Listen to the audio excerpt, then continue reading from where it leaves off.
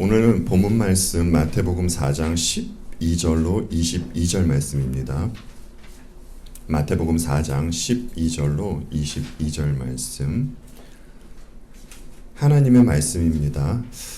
저희들 한 절씩 교독하겠습니다. 예수께서 요한이 잡혔음을 들으시고 갈릴리로 물러가셨다가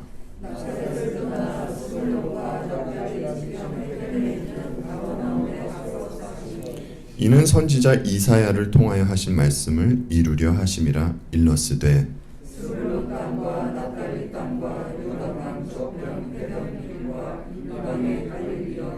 흑암에 앉은 백성이 큰 빛을 보았고 사망의 땅과 그늘에 앉은 자들에게 빛이 비치었도다 하였느니라.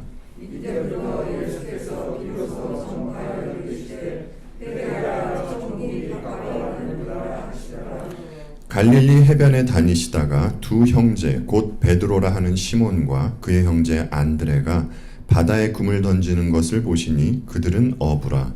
말씀하시되 나를 따라오라. 내가 너희를 사람을 낚는 어부가 되게 하리라 하시니 그들이 곧 그물을 버려두고 예수를 따르니라.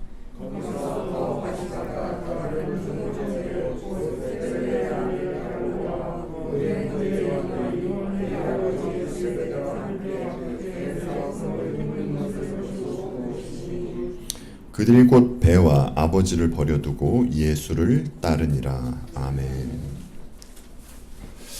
본문으로 들어가기에 앞서서 우리가 믿는 하나님은 선하신 하나님이시다라는 것을 강조하고 말씀을 드리고 싶습니다. 다윗은 시편 34편에서 이런 고백을 하셨죠. 너희는 여호와의 선하심을 맛보아 알지어다. 그에게 피하는 자는 복이 있도다. 라고 말입니다. 시편 34편은 다윗이 아비멜렉 앞에서 미친 척 하다가 쫓겨나서 그리고 난 다음에 지은 시입니다. 그런데 다윗은 이런 상황 속에서 여호와의 선하심을 찬양하고 있는 것이죠. 웨스트민스터 소위리 문답도 하나님은 이런 분이라고 소개하고 있습니다. 사문 하나님이 어떤 분이십니까? 에 대해서 답을 이렇게 하십니다. 하나님은 영이시며 자신의 존재와 지혜와 능력과 거룩함과 공의와 선함과 진실함에 있어서 무한하시고 영원하시며 불변하십니다. 이렇게 곳곳에서 하나님을 선하신 하나님으로 소개를 하고 있습니다. 우리가 믿는 하나님은 선하신 하나님이십니다. 따라서 우리의 결말도 선하신 하나님의 뜻에 따라 결말이 나게 될 것입니다. 지난주 본문에서 주님은 마귀로부터 시험을 받으셨습니다. 3가지 시험을 받으셨죠. 예수님께서 인간 역사 안으로 오신 것은 첫째 아담이 실패한 것을 다시 회복하시기 위해서입니다. 둘째 아담으로 오신 것입니다. 이런 이유에서 주님은 신성을 사용하지 않으시고 마귀의 시험에서 승리를 하셨던 것입니다. 우리가 살펴보았듯이 마귀가 궁극적으로 계속 시험했던 것은 주님께 그 신성을 사용하라는 것이었습니다. 둘째 아담의 역할을 막으려고 했던 것이었죠. 하지만 주님의 이 마음은 오직 하나님의 그 뜻을 이루는 것에 가 있으셨기 때문에 과거 첫째 아담이 실패했듯이 실패하지 않으시고 마귀의 시험에 승리하셨습니다. 오늘 본문 12절 말씀만 제가 다시 한번 읽어보겠습니다. 예수께서 요한이 잡혔음을 들으시고 갈릴리로 물러가셨다가. 아멘. 예수님께서 세례 요한으로부터 세례를 받으시고 마귀와 광야에서 한판 승부를 벌이실 때 같은 시간대는 아니었지만 세례 요한도 어디선가 어떤 일을 당하고 있었습니다. 본문에서 말하기를 예수께서 요한이 잡혔음을 들으시고 라고 하죠. 요한이 누구에게 무엇을 했기에 잡힌 것입니까? 우리는 이미 이 결말을 알고 있지 않습니까? 헤롯의 죄악을 밝혔기 때문입니다. 우리가 알고 있듯이 당시 헤롯은 동생의 아내를 취하는 죄를 범했습니다. 오늘날로 보자면 헤롯이 제수 씨를 아내로 취한 것이었습니다. 당시의 대다수의 사람들은 헤롯의 이 죄를 알고 있었습니다. 그럼에도 헤롯은 자신의 이 치부를, 이 죄를 드러내는 것이 두려웠던 것이었죠. 그런데 요한은 이 헤롯의 죄를 수면 위로 들추어 낸 것입니다. 그런데 죄인은 여러분들께서 알고 계시겠지만 죄인들은 자신의 죄를 지적당하면 나타내는 반응들이 있습니다. 자기 죄가 드러나면 그 죄로부터 돌이키는 것이 아니라 그것을 견디지 못하고 분을 품는다는 것입니다. 헤롯과 헤로디아가 요한으로부터 자신의 죄를 지적당하자 지금 이러한 반응을 나타낸 것입니다. 당시의 세례 요한은요, 사람들로부터 나름대로 그 종교적 영향력이 있던 인물이었습니다. 그러니까 사람들이 그에게 와서 세례를 받고 했겠죠. 그리고 당시에 그 헤롯은요, 왕이었지만 세례 요한을 두려워하는 마음도 갖고 있었습니다. 그럼에도 불구하고 요한으로 말미암아 자기의 죄, 자신들의 죄가 드러나자 회개하고 돌이키는 것이 아니라 그를 잡아서 옥에 가두는 일을 벌였던 것입니다. 그런데 우리가 이 부분에 있어서 좀 심각하게 생각해 볼 사항이 있습니다. 본문 12절에서 잡혔음이라는 말이 나와 있죠. 이 말이 쓰여진 것은 하나님의 섭리, 하나님의 허락하심 하에 일어난 사건이라는 의미가 있습니다. 원어로 보자면요. 그렇다면 하나님의 섭리로서 세례 요한이 옥에 갇히게 된 것입니다. 그렇죠? 그러면 선하신 하나님께서 왜 그를 옥에 가두는 것에 대해서 허락하셨겠습니까? 이런 질문이 들지 않으세요? 사실 우리는 이것에 대해서는 정확히는 모릅니다. 그러나 성경을 비추어서 우리가 알 수 있는 사실은 그가 하나님의 허락하심 하에 옥으로 가게 되었다는 것입니다. 그리고 그가 옥에 갇히게 되었다는 것은 이제 곧 그의 그가 하던 역할이 있지 않습니까? 그 역할이 끝날 것이라는 것을 암시하고 있는 것이죠. 우리가 앞서 보았듯이 세례 요한의 그 역할은 주의 길을 예비하는 역할이었습니다. 세례 요한은 구약의 마지막 선지자로서 자신의 역할을 충실히 잘 이행하고 있던 인물이었습니다. 사람들에게 그 천국을 선포했고요. 또 회개를 촉구했습니다. 여러분, 말이 쉽지 사람들에게 회개를 촉구한다는 것은 굉장히 어려운 일입니다. 그럼에도 불구하고 세례 요한은 이 일을 열심히 해 나갔습니다. 요한이 자신의 소명을 소홀히 하거나 잘 감당하지 못해서가 아니라 이제 그는 자신이 바라고 소개하던 주인공이 왔기 때문에 이제 역사에서 사라질 때가 된 것이었습니다. 그래서 그는 하나님의 섭리하심 속에서 감옥으로 가게 된 것입니다. 그리고 주님은 요한이 잡혔다는 소식을 들으시고 이제 어디론가 발걸음을 옮기십니다. 그곳이 어디입니까? 갈릴리로 가셨다가 다시 가버나움으로 가셨는데 이것은 본문에서 말해주고 있듯이 이사야 선지자를 통해서 하신 말씀을 이루기 위해서였습니다. 마태가 인용한 이사야 말씀을 함께 보겠습니다. 이사야 9장 1절로 2절 말씀과 또 6절 말씀 이렇게 이어서 함께 보겠습니다. 전에 고통받던 자들에게는 흑암이 없으리로다. 옛적에는 여호와께서 스불론 땅과 납달리 땅이 멸시를 당하게 하셨더니 후에는 해변길과 요당 저쪽 이방의 갈릴리를 영화롭게 하셨느니라. 흑암에 행하던 백성이 큰 빛을 보고 사망의 그늘진 땅에 거주하던 자에게 빛이 비치도다. 6절 말씀입니다.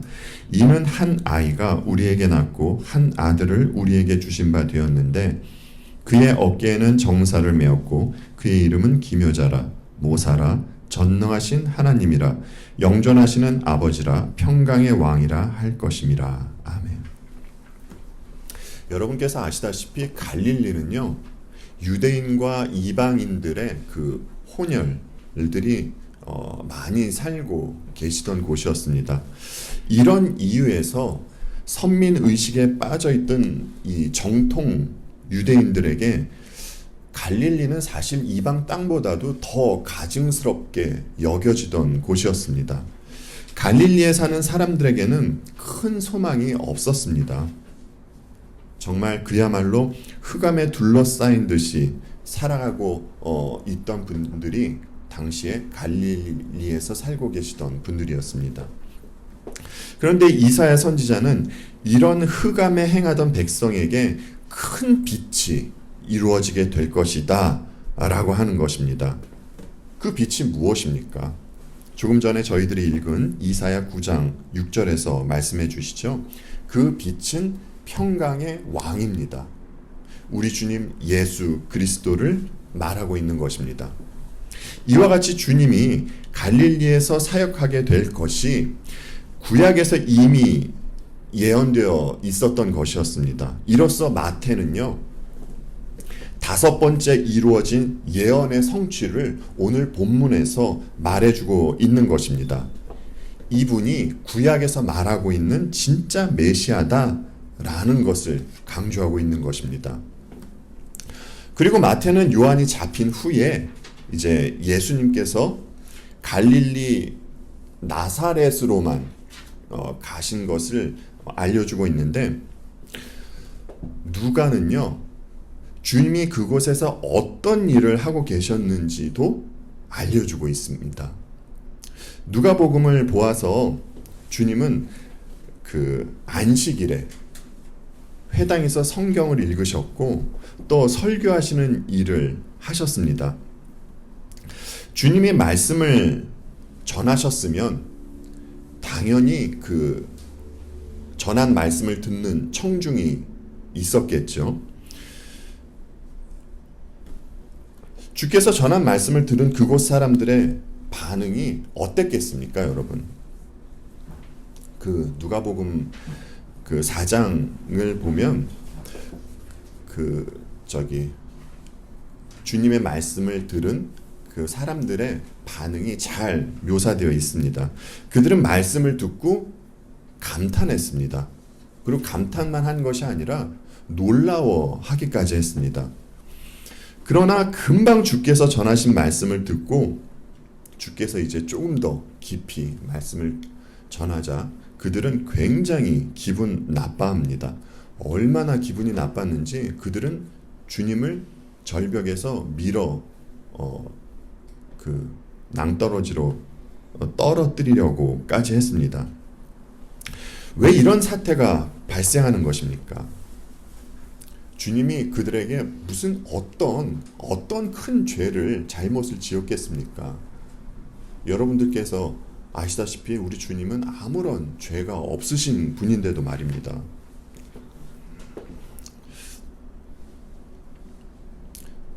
마귀적 본성을 가지고 있는 죄인에게 올바른 말씀이 전해졌기 때문입니다. 자, 여러분 로마서 5장 10절에 이런 말씀이 있지 않습니까?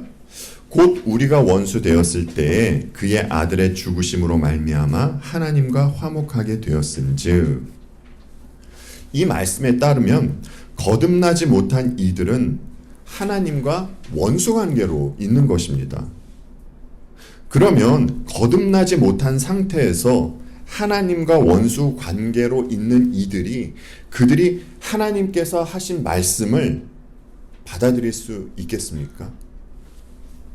아니요. 사람은 죄를 지어서 죄인이 아니라 죄인으로 태어나 죄를 짓는 것입니다. 이것이 다윗이 시편 51편에서 말씀하신 내용이지 않습니까? 죄인들은 하나님의 말씀을, 거룩하신 말씀을 온전히 받아들일 수가 없습니다. 인간은 이미 태어날 때부터 자신이 하나님인 것처럼 착각을 하고 태어나게 됩니다. 이런 그들이 진짜 말씀과 만나면 이때 비로소 그들 안에 있는 그 거짓된 하나님, 마귀적 본성이 나타나게 되는 것입니다. 그리고 가차없이 상대를 죽이려 드는 것이죠. 그래서 여러분, 선지자들 중에 많은 분들이 하나님의 말씀을 전하시면서 순교를 당하셨던 것입니다. 아픔이 없는 수술이란 없습니다. 그렇지 않습니까? 아파도 수술을 해야 살 수 있는 것입니다.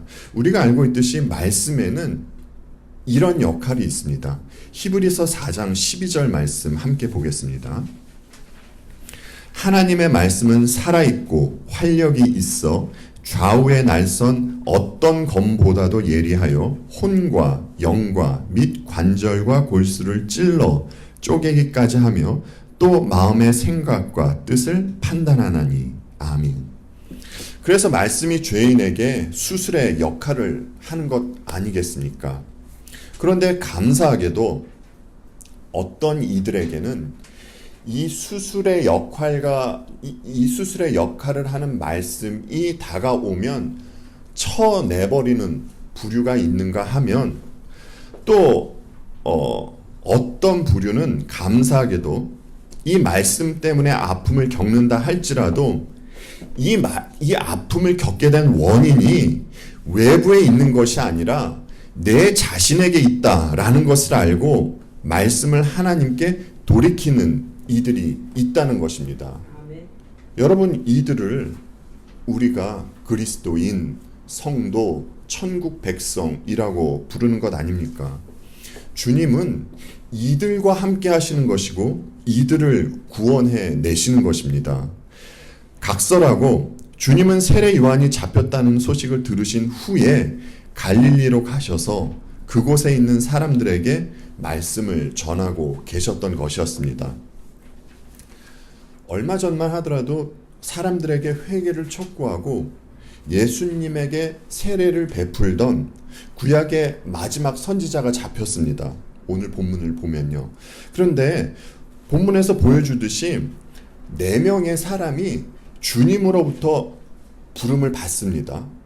베드로, 그의 형제 안드레, 그렇죠? 그리고 야고보와 그의 형제 요한입니다. 한 사람이 사라지고 다른 사람들이 오게 되는 그러한 그림이 보여지죠. 세례 요한이라는 인물을 보면 복음을 전하는 일에 있어서 적격인 사람처럼 보입니다. 왜냐하면 세례 요한은 사람들의 눈치를 보지 않습니다.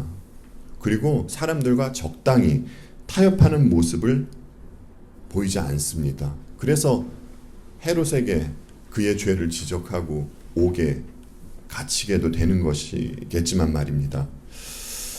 그래서인지 우리는 이 성경을 보면서 이런 생각이 듭니다.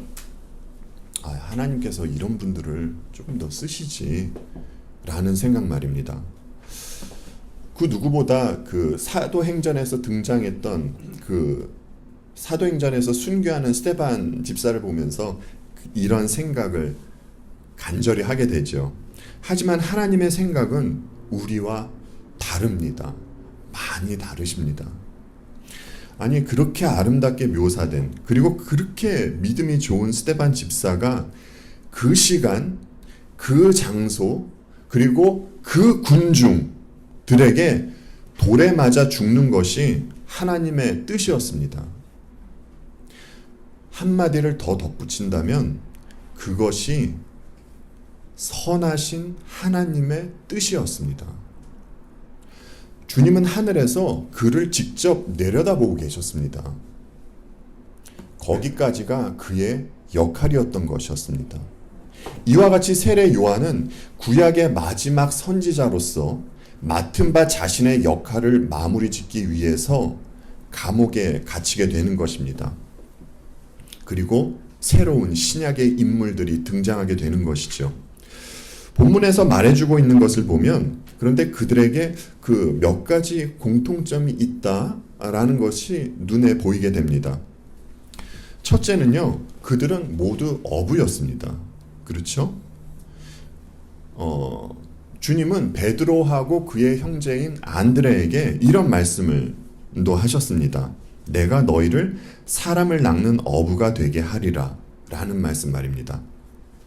그런데 사실 그 구약의 예레미야 선지자가 사람을 낚는 것에 대해서 이미 말씀을 하셨었는데 이것은 심판을 나타내는 의미로 하신 말씀이었습니다.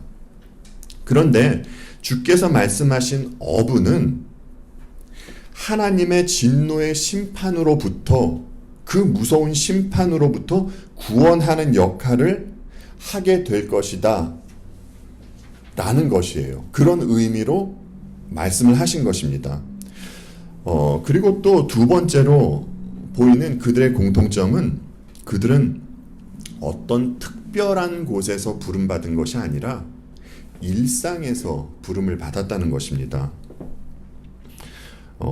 그리고 또 세 번째로는요, 그들은 주님의 부르심에 미루지 않고 즉각적인 반응을 했다는 그러한 공통점이 있습니다. 여러분, 이들은요, 어부입니다. 그렇죠? 그런데 이들이 주께서 부르셨을 때 무엇을 버리고 주님을 따릅니까? 그물과 배를 버리고 주님을 따르지 않습니까?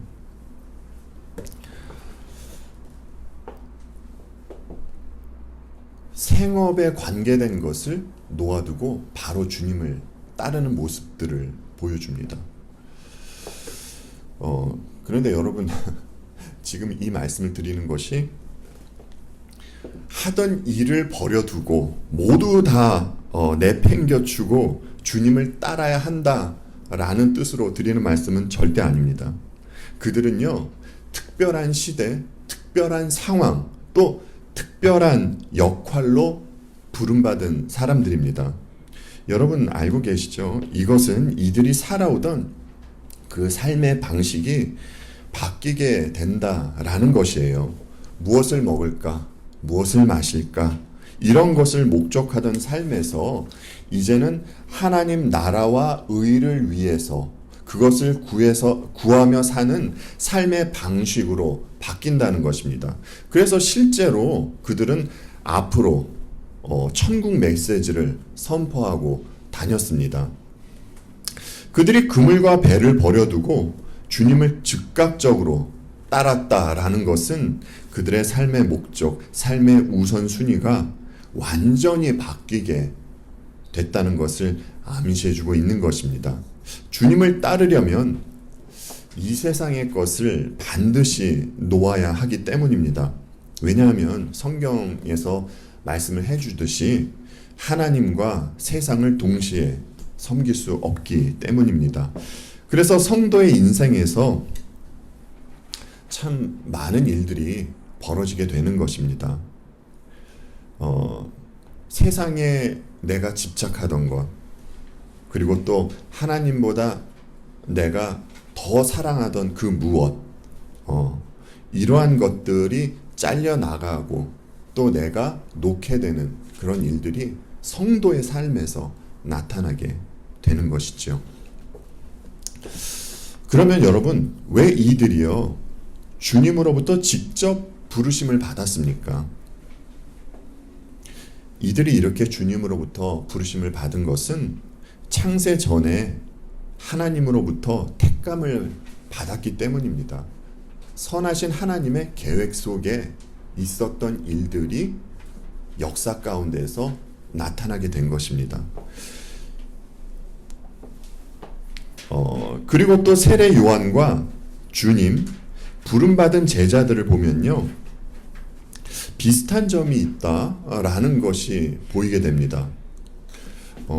오늘 본문 말씀 17절 말씀만 다시 한번 보겠습니다. 이때부터 예수께서 비로소 전파하여 이르시되 회개하라 천국이 가까이 왔느니라 하시더라. 아멘. 17절에서 지금 보여주듯이 주님은 요한이 잡혔다는 소식을 것을 들으시고 말씀을 전파하십니다. 전파하신 말씀이 어떤 말씀이었습니까? 세례 요한이 전파하던 말씀과 동일한 말씀이시죠. 회개하라 천국이 가까이 왔느니라. 세례 요한과 주님은 똑같은 메시지를 지금 전하고 계신 것입니다. 그러면 예수님께서 부르신 제자들은 어떤 메시지를 선포했겠습니까? 마태복음 10장 5절로 7절을 보니까 이런 말씀이 기록되어 있습니다. 예수께서 이 12를 내보내시며 명하여 이르시되 이방인의 길로도 가지 말고 사마리아인의 고을로도 들어가지 말고 오히려 이스라엘 집에 잃어버린 양에게로 가라. 가면서 전파하며 말하되 천국이 가까이 왔다 하고. 그렇죠? 주님께서 제자들에게 당부하신 것은 천국 메시지를 전하라는 것입니다. 주께서 제자들에게 천국에 대해 말씀을 하신 것은 천국 메시지가 예수님께서 전하신 말씀의 핵심이었기 때문입니다. 이로 보건대 세례 요한 그리고 우리 주님 예수 그리스도 그리고 제자들의 첫 번째 공통점은 바로 이 회개를 촉구하고 도래한 천국 메시지를 전했다는 것입니다. 그러면 사람들에게 천국 메시지를 전했던 주님과 제자들의 삶은 어떠했습니까? 몇 주 전에 세례 요한에 대해서는 말씀을 드렸죠. 그는 낙타 털옷을 입고요, 많은 시간을 광야에서 보냈습니다. 그리고 그가 먹던 음식은 주로 석청과 메뚜기였습니다. 그러면 우리 주님은 어떠했습니까? 마태복음 10장에서 주님은 이런 말씀을 하시죠. 여우도 굴이 있고 공중에 새도 거처가 있는데 나는 머리 둘 곳도 없다 라고 말입니다. 주님의 삶이 어떤 삶이었는지를 단편적으로 보여주시는 말씀입니다. 그리고 제자들의 삶의 모습은 어떠했습니까? 그들은 많은 시간을 주님과 먹고 마시고 동행했습니다. 따라서 그들의 삶의 모습도 주님과 큰 차이가 없는 모습이었습니다. 당시 종교 지도자들이 사람들로부터 문안을 받던 그러한 모습으로 살지는 않았습니다. 주님은 선하신 하나님께서 가장 사랑하시는 독생자이십니다. 세례 요한과 제자들도 선하신 하나님으로부터 부르심을 받은 복된 존재들입니다. 그럼에도 주님과 제자들의 삶의 모습이 그렇게 윤택하거나 풍요로워 보이진 않는 것이 사실입니다. 그러면 주님과 제자들의 삶이 이와 같았다면 그들의 마지막은 어떠했겠습니까? 우리가 알고 있듯이 세례 요한은 소녀의 춤값으로 목배임을 당합니다. 여러분, 이것이 주님의 길을 예비하던 마지막 구약의 선지자의 모습입니다. 그리고 주님은 어떠했습니까? 저주받은 사람들만 달린다는 십자가에 못 박혀 죽으셨습니다. 그리고 오늘 본문에 등장한 이 4명의 제자들도 마찬가지입니다. 비슷한 모습으로 생을 마감했습니다. 이들의 죽음이 성경에는 기록되어 있지 않습니다. 그런데 외경하고 그 외부 자료에서 보여지는 것에 의하면 이렇게 말을 해주고 있습니다. 베드로는 자신이 순교하기 전에 아내가 순교하는 것을 먼저 눈으로 보게 되는 상황에 있었다고 합니다. 그래서 그 광경을 보면서 그가 할 수 있는 유일한 말은 이거였었대요. 아내에게 주님을 기억하세요. 주님을 기억하세요. 사랑하는 사람이 눈앞에서 죽어가는 것을 보면서 그가 할 수 있는 유일한 말이었습니다. 그리고 자신도 십자가에 거꾸로 매달려 순교를 하게 되지요. 지금 이것은요, 그 유세비우스라는 분이 쓰신 교회사 책에 나온 내용입니다. 그리고 또 이 베드로의 형제인 이 안드레도 마찬가지입니다. 그도 순교를 당했는데 이 사람은 그 십자가에서 자신을 못 박는 이들에게 이런 요청을 했다고 합니다. 내가 어떻게 감히 예수님과 똑같은 모습으로 죽을 수 있겠습니까? 그러니까 나를 예수님과 다른 자세로 죽게 해주십시오 라는 요청을 했었다고 합니다. 그래서 사람들이 그의 요청을 받아들이고 그를 X자형 십자가에 매달아 순교하게 했다고 합니다. 그리고 또 야고보는 어떻습니까? 야고보가 그 죽는 것에 대해서는 사도행전 12장에서 말씀을 해주고 있지요. 그런데 그 비하인드 스토리는 사실 그 성경에는 기록되어 있지 않습니다. 그런데 이것도 아까 말씀드린 그 유세비우스라는 분께서 쓰신 교회사에 나와 있는 내용입니다. 이런 내용이 있습니다. 이제 야고보를 체포할 때 그를 체포하던 이 천부장이 야고보를 보고 이런 마음이 들었었나 봐요. 야고보가 그 순교를 당하러 가는 과정에서도 굉장히 담대하고 믿음이 있게 보였었답니다. 그래서 이 천부장이 야고보를 보고 감동을 받아요. 물론 하나님께서 그를 감동시켜 주신 것이겠죠. 그래서 사형장으로 끌려가는 이제 야고보에게 자기를 용서해 달라는 그 간청을 하게 됩니다. 천부장이 한 이 말을 듣고 야고보는 그를 안아주면서 이런 말을 했다고 해요. 우리 주 예수 그리스도의 평화가 형제님에게 임하기를 바랍니다. 라고 말입니다. 이 일이 있은 후에 이 천부장도 회개하고 세례를 받고 그리스도인이 됩니다. 그런데 자기를 안아주고 기도를 해주었던 그 야고보와 같이 그도 복음을 전하면서 믿음을 지키기 위해서 순교하는 일이 있었다고 합니다. 그리고 또 야고보의 형제 요한은 사실 순교는 하지 않았지만 오랜 시간 동안 가장 많은 고난을 받으셨던 분이 요한입니다. 그래서 사도 요한은 예수 그리스도를 증거하기 위해서 요한복음과 요한계시록과 또 요한 1, 2, 3서를 작성하셨습니다. 주님과 제자들은 전하는 메시지에 있어서 그리고 또 삶에 있어서 그리고 생을 마감하는 부분에 있어서 동일한 모습들을 보였습니다. 이렇게 주님과 사도들의 피 흘림이 있었기 때문에 지금의 저와 여러분이 있을 수 있는 것입니다.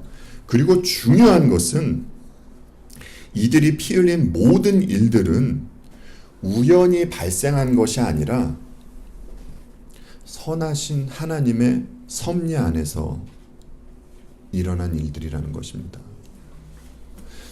오늘 막 등장한 분들을 제가 미리 죽여서 죄송하지만 지금 잠깐 본문에 나타난 제자들의 마지막에 대해서 말씀을 드렸습니다. 여러분, 이들의 마음속에 누가 있었습니까? 그들은 실제 누구와 동행하는 삶을 살고 마지막에 누구로 점철되어집니까? 구주 되시는 예수 그리스도로 마무리가 됩니다. 우리는 이분들과 똑같은 모습으로 살다가 생을 마감하지는 않을 것입니다. 왜냐하면 주께서 우리들에게 각자에게 맡기신 자리가 있고 또 주신 은사들이 각자마다 다르고 다양하기 때문입니다. 하지만 주님과 동행하고 또 삶의 목적이 예수 그리스도로 점철되어 가는 것은 동일합니다. 여러분, 우리는 이런 말을 하지 않습니까? 기독교는 종교가 아닙니다 라고요. 기독교가 종교가 아니라고 말하는 이유는 나를 위한 신을 믿는 것이 아니라 하나님을 위해서 내가 존재한다는 것을 알기 때문에, 이 사실을 알기 때문에 이렇게 이야기를 하는 것입니다. 성도가 하나님을 위해 사는 것이지 하나님이 인간을 위해 있는 분이 아니란 말입니다. 주님과 제자들은 하나님을 위한 삶을 사셨지 자기들을 위해 하나님을 끌어들이지 않으셨습니다. 여러분, 거듭나지 못한 사람들이 쇼하고 연극하는 것 반드시 드러나게 됩니다. 제가 가끔 이 첩에 대한 비유로 말씀을 드리는데, 첩은 아무리 상대방에게 잘하는 것처럼 연기하지만 상대방의 상황이 어려워지면, 그리고 자신에게 조금이라도 불편함이 생기면 금방 본색 드러내고 떠나버리고 맙니다.